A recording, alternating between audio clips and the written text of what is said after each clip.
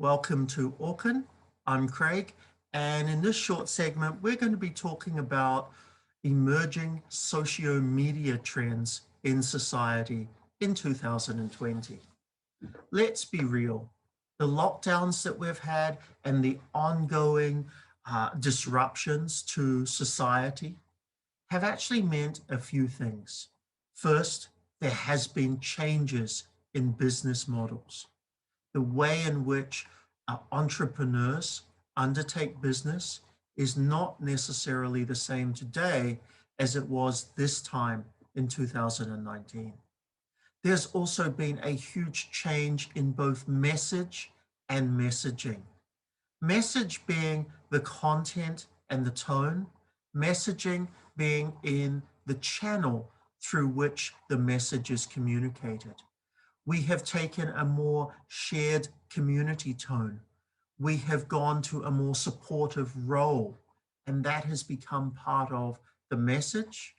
Our channels have embraced more technology than ever before. There have been changes in brand to consumer, both B2C and B2B interactions.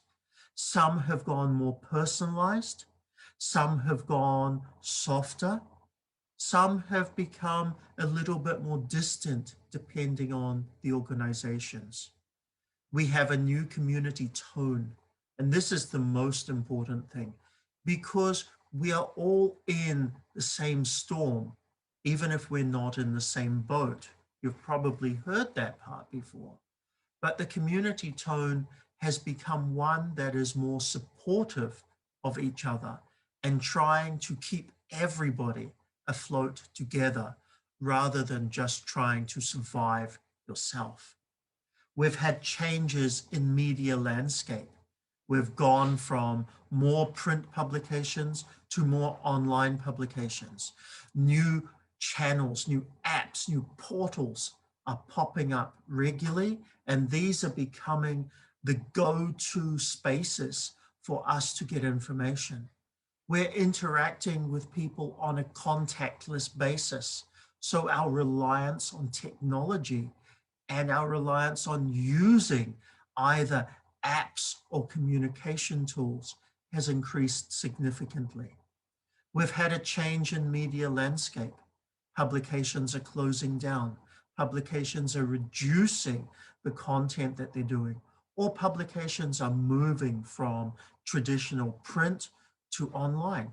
Cinemas have closed yet again for a couple of months, which means the way in which we get new entertainment has been shifted to in-house and on phone as the main ways to do that. And we also have changes in use and the changes in users of digital and social media. More people, more cohorts or specific demographics are using digital media or social media today than the same time last year. And that's here to stay. That means we have to change, or we have to realign our communication strategies, our campaigns to accommodate not only all of this, but also the different people that are now interacting with us in different formats. We've had a lot of sectors that have been impacted from what has happened. Obviously, travel and hospitality has gone downhill significantly. Amusement parks, theme parks have shut. Out of home dining, 2 people, 3 people at a table, 4 people at a table. We're not celebrating in groups anymore.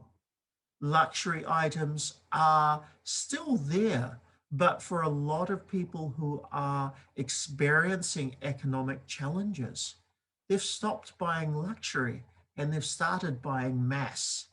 Fashion and retail has been hit hard because we're not going to shops, we're not going to malls as much as we were before. We have beauty products decreasing, automobiles decreasing, live sports and entertainment almost non-existent in some arenas. And transportation has been severely limited. Whether we talk about public transportation and the need to socially distance on buses or trains, or we talk about airlines and other forms of international or even interstate travel opportunities.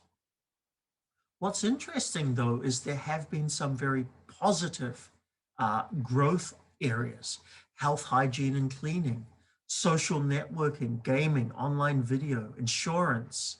E-commerce has accelerated significantly, along with, I'll talk about that in a moment, food delivery, e-learning, and the platforms to help us to not only learn something new when we have more time in our homes, but it's also the platforms to be able to keep our kids safe and making sure that they are continuing to do their education when we might not be that comfortable sending them to school. Online shopping and delivery, work from home tools have grown significantly. Zoom is a fantastic tool. A year ago, hardly any of us had have heard the brand name Zoom. And come March this year, it had replaced the original Skype, which most of us would have done for an online communication. And interestingly enough, hobbies have increased or grown as well.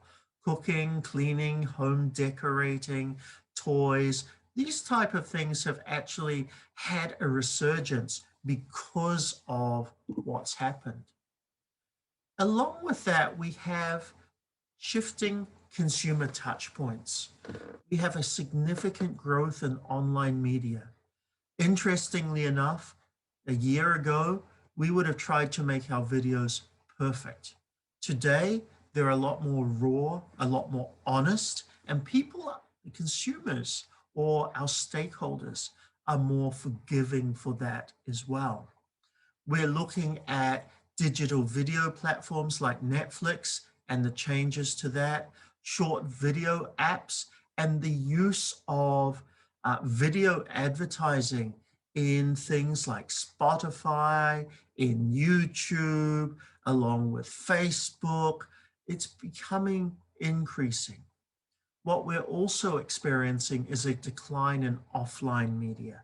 So your billboards, your transportation media, cinema, because the numbers of people on the roads and in the malls and in the cinemas has changed and declined significantly.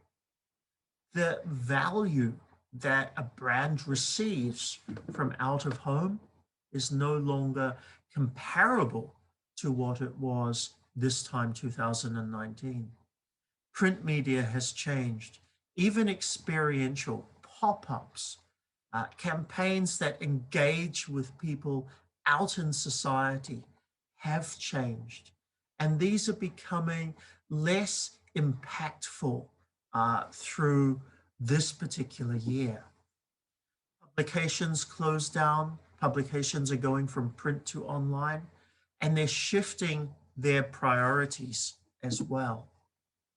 We have a few other emerging trends that are part of the socio-media environment. We have social adoption, where we're starting to take on board more causes through the social media channels. Social bullying has increased.